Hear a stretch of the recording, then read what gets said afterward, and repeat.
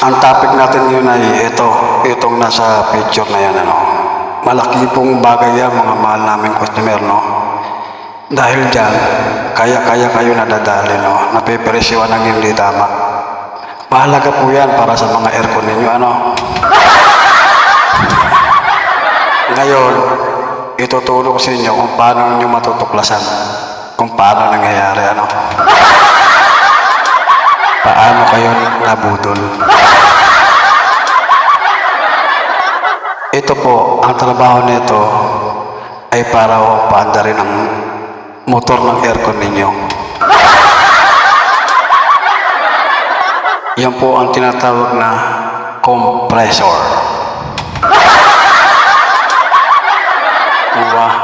Heart of the unit. Pinakapuso.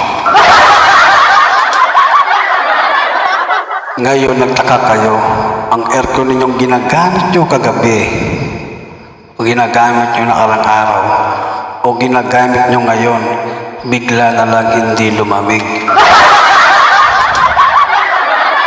Siyempre, nagduda ka na, gamit mo lang ngayon gamit mo lang kahapon, tapos biglang hindi lumamig ang ganda-ganda naman.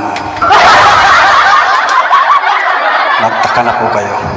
Mapapayo kayo ako'y na po ako. Ikukwento ko po sa inyo ng malinaw at maliwanag para po mahal naming customer, matuto kayo. Naiinis ako sa inyo, lagi kayo nagpapabundol. Yan pong nasa picture na yan. Ang trabaho niya po, uulitin ko, para paandarin ang inyong motor ng inyong aircon. Tinatawag na compressor.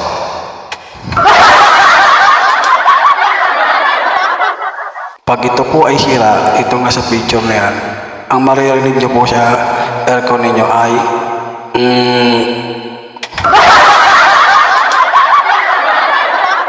parang baka. Parang baka po. Totoo yun. Lumalagitik po. Maganda lang po siya. Imposible hindi nyo po siya marinig. Kasi malakas po iyon. Hindi naman malakas, pero maririnig mo talaga siya. Pag ganun po ang nangyari sa aircon ninyo, magduda na kayo. Ito po ang sira.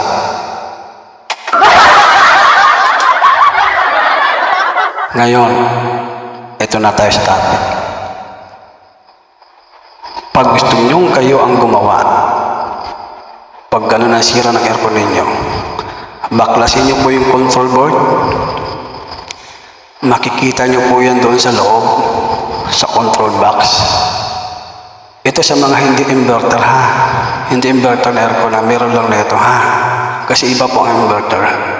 Iba po. Ang compressor po natin ay pinapatakbo po ng ibang voltage, no? Na 3-phase, no?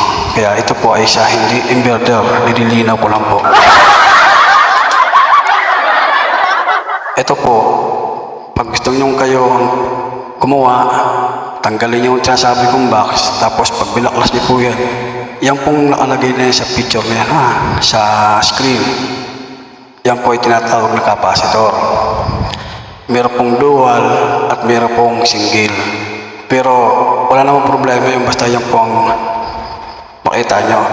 So, may nakalagay po yung nakasulat dyan, UF. Tinatawag po, minsan nakalagay po ay 25 UF. Minsan naman, pag maliit ang aircon, 15 UF. Palaki ng palaki habang lumalaki ang yung aircon. Namamaos ako. Hindi ako nakainom ng alak.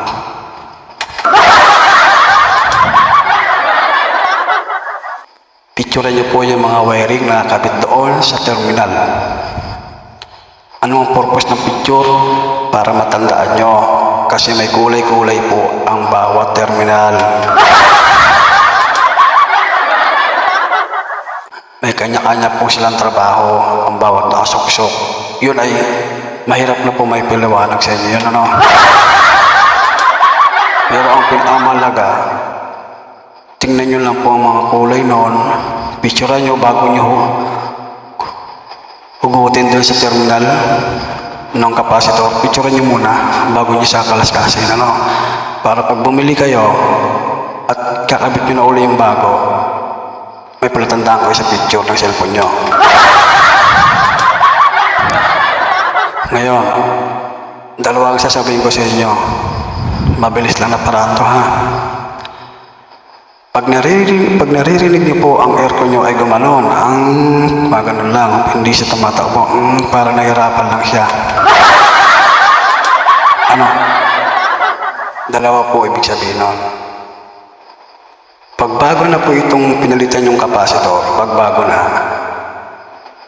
tapos na tama naman ang wiring nyo, at binuksan nyo ng aircon nyo, ay ganun pa rin.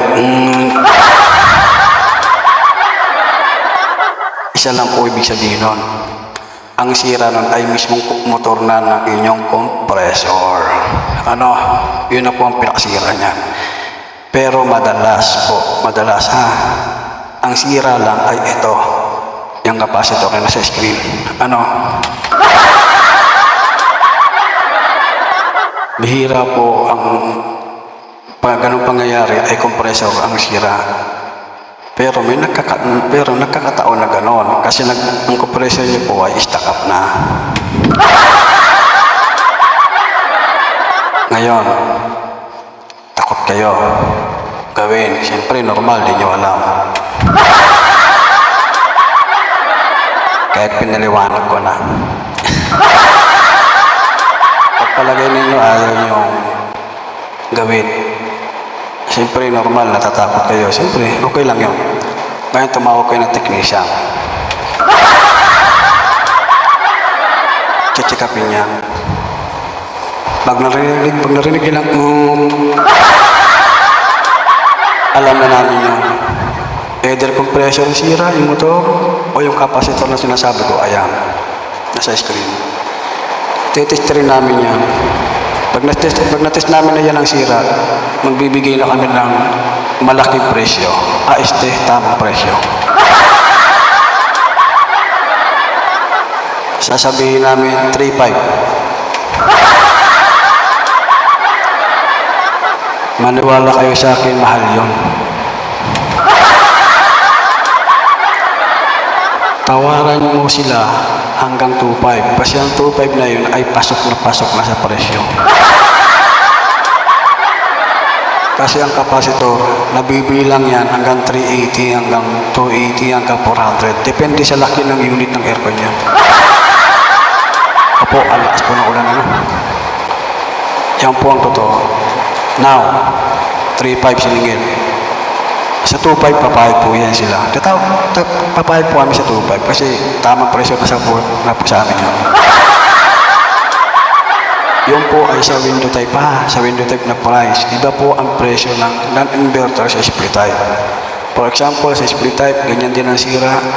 Pwede po kaming maningil ng 3.5. Ngayon, tatawad kayo hanggang 3,000. Ngayon, tatawad kayo hanggang 2.5. Sa 2.5, minsan pumapayag na kami. Depende rin sa sitwasyon. Kasi minsan naman, ang motor ng aircon nyo, split type, ay mataas. Hindi naman kami papayag na 2.5 kasi delikado naman po pag mataas. Ano? Pumapayag kami hanggang 3,000 to 8 pag tumawad sa 3.5. Ay, kung mapaba naman, ay abot kamay lang. Papayag pa rin kami sa 2.5. Ano? Now again. Merong mga technician na talagang budol, ano? Naniningil sila, nananaga. Ginagawang 4.5. Nakakaawa po ang customer pag ganun, ano? Pag ganun po, italo nyo na po sa ipakain nyo na po sa aso. Hindi po, papayag po yan sila. Kasi ang mga technician naman po, alam naman nila ang tamang presyo. Kaya pag tumawad kayo doon ng 2.5, 2.8, pasok po sa amin yun, ano? Yan po ay tinuturo ko sa inyo. Ngayon, pag nakakuha kayo ng technician na malaki maningil, malas lang ninyo, ano? Pero at least, pag napanood nyo to, may idea na kayo, ano? Kaya please lang no, sub naman kayo dyan at like na. Konting tulong lang sa akin at konting tulong din sa inyo. Salamat, salamat. Ingat po.